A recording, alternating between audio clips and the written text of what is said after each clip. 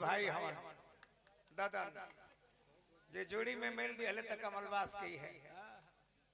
हमारा बसमानपुर से बलिराम बाबा पहले के हमार हारमोनियम मास्टर है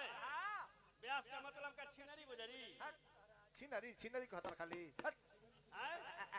ना भगवा छिनरी छिनरी कहते छिनरी या बस जय दे मलिकार एगो बात बा ब्यासी हेलो ब्यास वही है जो ब्यास की परिभाषा समझ लेकिन समय का बहुत बड़ा दोष है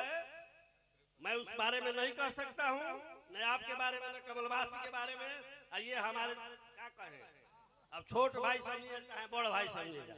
बार बार यहाँ के माध्यम से आदर मान सम्मान मिलल बा नगरी में आयल बनी हम आदर मान सम्मान एक बार ना एको बार कर तैयार बनी। धन्यवाद मुखिया जी कलकार लोगन के जितना आदर स्नेह रवा दिहिले एगो केवल एक गांव में रहलन बलराम यादव दरोगा जी के गांव में रहलन श्याम नंदन बाबा ये ऐसा धरती है जहाँ हर कलाकार के